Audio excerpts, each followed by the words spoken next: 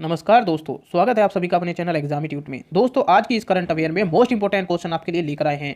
ये क्वेश्चन आपके एग्जाम में जरूर देखने को मिलेंगे, चाहे आपका एग्जाम किसी भी लेवल का हो। दोस्तों, वीडियो पसंद आए तो इसे ज़्यादा से ज़्यादा शेयर कीजिए और जिन्होंने चैनल को सब्सक्राइब नहीं किया है, चैनल सब्सक्राइब जरूर कर लें। चलिए क्लास शुरू करते हैं। क्वेश्चन नंबर 1, किस राज्य ने सदन की व्यवस्था को बनाए रखने के लिए विधानसभा में इसके प्रावधानों में संशोधन किया है? आपके पास ऑप्शन इस प्रकार, option A Haryana, option B Delhi, option C Maharashtra, option C D Kerala. जल्दी से आंसर कीजिए दोस्तों क्वेश्चन नंबर 1 का। इसका सही आंसर है दोस्तों ऑप्शन ए हरियाणा। डिटेल में जान लेते हैं इसके बारे में। दोस्तों, हरियाणा ने हाल ही में rules of procedure and conduct of business के तहत कई प्रावधानों में संशोधन किया है। नए प्रावधानों में कम से कम 2 मंत्रियों की उपस्थिति को अनिवार्य करना और विरोध में सदन में दस्तावेजों को फाड़ने से रोकना शामिल है। अगले क्वेश्चन की तरफ चलते हैं दोस्तों। क्वेश्चन नंबर 2, किस अंतर्राष्ट्रीय संगठन ने वर्ल्ड 2030 पब्लिक सर्वे रिपोर्ट जारी की है? आपके पास ऑप्शन इस प्रकार है, option A World Bank, option B IMF, option C UNESCO या ऑप्शन डी नन। जल्दी से आंसर कीजिए दोस्तों क्वेश्चन नंबर 2 का। इसका सही आंसर है दोस्तों ऑप्शन सी यूनेस्को। डिटेल में जान लेते हैं इसके बारे में। दोस्तों, यूनेस्को ने हाल ही में वर्ल्ड 2030 पब्लिक सर्वे रिपोर्ट शीर्षक से एक रिपोर्ट जारी की है। यह रिपोर्ट मई 2020 से सितंबर 2020 तक दुनिया भर में किए गए सर्वेक्षणों पर आधारित है और इस रिपोर्ट के अनुसार जलवायु परिवर्तन, हिंसा और संघर्ष, जैव विविधता की हानि, भेदभाव और असमानता आदि एक शांतिपूर्ण समाज के प्रभावित करने वाली कुछ महत्वपूर्ण चुनौतियां हैं।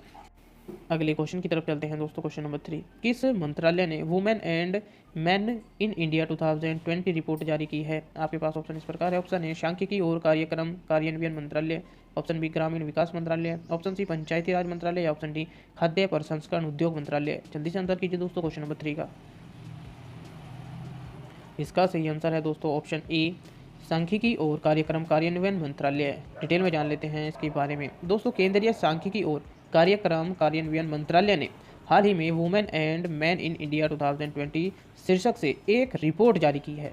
यह रिपोर्ट 1995 से केंद्रीय सांख्यिकी और कार्यक्रम कार्यान्वयन मंत्रालय द्वारा प्रकाशित की जा रही है। कब से? 1995 से। और यह नीति निर्माताओं, योजनाकारों और अन्य हितधारकों के लिए लिंग समानता संबंधी डेटा प्रदान करती है। अगले क्वेश्चन की तरफ चलते हैं दोस्तों। क्वेश्चन नंबर 4, उन योजना का नाम क्या है जो देश के शहरी स्ट्रीट वेंडर्स को प्रतिवर्ष 10,000 रुपये की कार्यशील पूंजी की सुविधा प्रदान करती है?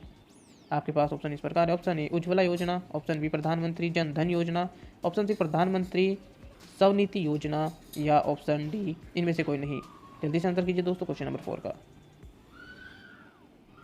इसका सही आंसर है दोस्तों ऑप्शन सी प्रधानमंत्री स्वनिधि योजना। डिटेल में जान लेते हैं इनके बारे में। दोस्तों, PM स्वनिधि योजना के तहत शहरी स्ट्रीट वेंडर्स को बैंकों द्वारा प्रति वर्ष 10,000 रुपये तक की कार्यशील पूंजी ऋण की मंजूरी दी जाती है। यह योजना भारत सरकार द्वारा कोविड-19 लॉकडाउन के दौरान विक्रेताओं को माइक्रो क्रेडिट सुविधा प्रदान करने के लिए शुरू की गई थी। यह मंत्रालय के हालिया आंकड़ों के अनुसार इस योजना के तहत कुल संवितरण में से निजी बैंकों ने केवल 1.6% योगदान दिया है। अगले क्वेश्चन की तरफ चलते हैं दोस्तों। क्वेश्चन नंबर 5, राष्ट्रीय बचत संस्थान नेशनल सेविंग इंस्टीट्यूट के आंकड़ों के अनुसार किस राज्य ने सरकार की लघु बचत योजनाओं में सर्वाधिक योगदान दिया है? आपके पास ऑप्शन इस प्रकार, option A Bihar, option B Assam, option C Delhi या ऑप्शन डी पश्चिम बंगाल। जल्दी से आंसर कीजिए दोस्तों क्वेश्चन नंबर 5 का। इसका सही आंसर है दोस्तों ऑप्शन डी पश्चिम बंगाल। डिटेल में जान लेते हैं इसके बारे में। दोस्तों, वित्त मंत्रालय के तहत राष्ट्रीय बचत संस्थान नेशनल सेविंग इंस्टीट्यूट द्वारा जारी आंकड़ों के अनुसार पश्चिम बंगाल ने लघु बचत योजनाओं में सबसे अधिक योगदान दिया है और डाकघरों और बैंकों में जमा राशि में इसकी 15% से अधिक की हिस्सेदारी है। इस सूची में पश्चिम बंगाल के बाद उत्तर प्रदेश, महाराष्ट्र, गुजरात और तमिलनाडु है। अगले क्वेश्चन की तरफ चलते हैं दोस्तों। क्वेश्चन नंबर 6, मुंबई के किस पूर्व क्रिकेटर एवं गंगा क्रिकेट लीग के प्रसिद्ध खिलाड़ी का 90 वर्ष की उम्र में निधन हो गया है? आपके पास ऑप्शन इस प्रकार, option A Mahali Irani, option B Sanjay Doval, option C Aakash Chopra या ऑप्शन सी लक्ष्मण शिवराम कृष्णम। जल्दी से आंसर कीजिए दोस्तों क्वेश्चन नंबर 6 का। इसका सही आंसर है दोस्तों option A Mahali Irani. Detail में जान लेते हैं इनके बारे में। दोस्तों मुंबई के पूर्व क्रिकेटर और कांगा लीग के बड़े खिलाड़ी रहे महली ईरानी का दुबई में निधन हो गया है। वे 90 साल के थे और कांगा लीग मुंबई में मानसून के मौसम का प्रसिद्ध क्रिकेट टूर्नामेंट है। बाएं हाथ के बल्लेबाज और विकेट कीपर ईरानी ने लगभग 50 साल तक कांगा लीग में भाग लिया। उन्होंने क्लब स्तर पर बॉम्बे जिमखाना और पारसी साइक्लिस्ट का प्रतिनिधित्व किया था। अगले क्वेश्चन की तरफ चलते हैं दोस्तों। Question number 7। किस देश की महिला क्रिकेट टीम ने सबसे अधिक वनडे जीत दर्ज करने का विश्व रिकॉर्ड बनाया है? आपके पास ऑप्शन इस प्रकार। Option A New Zealand, option B Bharat, option C Australia या ऑप्शन डी इंग्लैंड। जल्दी से आंसर कीजिए दोस्तों क्वेश्चन नंबर 7 का। इसका सही आंसर है दोस्तों ऑप्शन सी ऑस्ट्रेलिया। डिटेल में जान लेते हैं इसके बारे में। दोस्तों मैग लेनिंग की अगुवाई वाली ऑस्ट्रेलिया महिला क्रिकेट टीम ने 4 अप्रैल 2021 को लगातार सबसे अधिक एक दिवसीय जीत दर्ज करने का विश्व रिकॉर्ड बनाया है और इस टीम ने 4 अप्रैल को माउंट आनुई में 3 मैचों की श्रृंखला के पहले वनडे में न्यूजीलैंड को हराने के बाद यह उपलब्धि हासिल की। और इसी तरह अगर हम इस टीम के इतिहास की बात करें तो ऑस्ट्रेलिया महिला क्रिकेट परिषद AWCC का गठन मार्च 1931 में राष्ट्रीय स्तर पर महिला क्रिकेट को संचालित करने के लिए किया गया था। कब किया गया था दोस्तों? 1931 में। और वर्ष 1934 में AWCC के मूल सदस्य विक्टोरिया, न्यू साउथ वेल्स और क्वींसलैंड के साथ दक्षिण ऑस्ट्रेलिया और पश्चिम ऑस्ट्रेलिया से जुड़े थे। अगले क्वेश्चन की तरफ चलते हैं दोस्तों। Question number 8। इस राज्य में 100 मेगावाट बिजली उत्पादन क्षमता वाला भारत का सबसे बड़ा तैरता हुआ और संयंत्र स्थापित किया जाएगा? आपके पास ऑप्शन इस प्रकार है। Option A Telangana, option B Uttar Pradesh, option C Andhra Pradesh या ऑप्शन डी कर्नाटक। जल्दी से आंसर कीजिए दोस्तों क्वेश्चन नंबर 8 का। इसका सही आंसर है दोस्तों ऑप्शन ए तेलंगाना। डिटेल में जान लेते हैं इसके बारे में। दोस्तों national thermal power corporation limited NTPC Ramagundam Peddapalli जिले में तेलंगाना में अपने थर्मल पावर प्लांट के जलाशय में 100 मेगावाट की बिजली उत्पादन क्षमता सहित भारत के सबसे बड़े फ्लोटिंग सोलर प्लांट तैरता हुआ सौर ऊर्जा संयंत्र का निर्माण कर रहा है। कौन सा राज्य? तेलंगाना। और यह सौर परियोजना 4.5 लाख फोटोवोल्टिक पैनलों के साथ 450 एकड़ में फैली होगी, जिसका भविष्य में विस्तार किया जा सकेगा। और इस परियोजना की अनुमानित लागत लगभग 423 करोड़ रुपए है।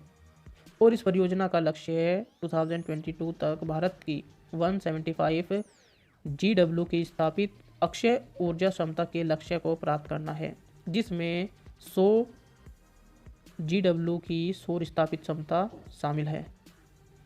अगले क्वेश्चन की तरफ चलते हैं दोस्तों। Question number 9। भारत सरकार द्वारा इस वर्ष अप्रैल में किसकी जयंती को सार्वजनिक अवकाश घोषित किया गया है? आपके पास ऑप्शन इस प्रकार है। Option A doctor Ram Manohar Lohia, option B Bal Gangadhar Tilak, option C Subhash Chandra Bose या option D doctor BR Ambedkar. जल्दी से आंसर कीजिए दोस्तों क्वेश्चन नंबर 9 का।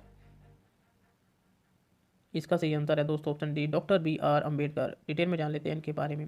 दोस्तों केंद्र सरकार ने डॉक्टर BR अम्बेडकर की 130वीं जयंती मनाने के लिए 14 अप्रैल 2021 को सार्वजनिक अवकाश घोषित किया है। भीमराव रामजी अम्बेडकर, जिन्हें बाबा साहेब अम्बेडकर के नाम से भी जाना जाता है, एक भारतीय न्यायविद, अर्थशास्त्री, राजनीतिज्ञ और समाज सुधारक थे, जिन्होंने दलित बौद्ध आंदोलन को प्रेरित किया और अछूतों के प्रति सामाजिक भेदभाव के खिलाफ अभियान चलाया। स्वतंत्र भारत का संविधान तैयार करने में भी डॉक्टर BR अम्बेडकर ने काफ़ी महत्वपूर्ण भूमिका निभाई थी। 1990 में उन्हें भारत के सर्वोच्च सम्मान भारत रत्न से मरणोपरांत सम्मानित किया गया था। अगले क्वेश्चन की तरफ चलते हैं दोस्तों। क्वेश्चन नंबर 10 लास्ट क्वेश्चन है, क्वेश्चन ऑफ द डे। निम्न में से किस कंपनी ने भारतीय कप्तान विराट कोहली को अपना ब्रांड एम्बेसडर नियुक्त किया है? आपके पास ऑप्शन इस प्रकार है। Option A Digit insurance, option B Indigo paint, option C Nokia या ऑप्शन डी ड्रीम 11। दोस्तों आप सभी को पता है क्वेश्चन ऑफ द डे का आंसर आपको कमेंट बॉक्स में करना होता है। आपने कितने क्वेश्चन के सही आंसर किए हैं हमें अपना स्कोर कमेंट बॉक्स में शेयर जरूर कीजिए। और जिन्होंने अभी तक चैनल को सब्सक्राइब नहीं किया है पहले चैनल सब्सक्राइब कर ले और इस वीडियो को ज़्यादा से ज़्यादा लोगों तक शेयर जरूर कीजिए। बने रहिए हमारे साथ। जय हिंद, धन्यवाद।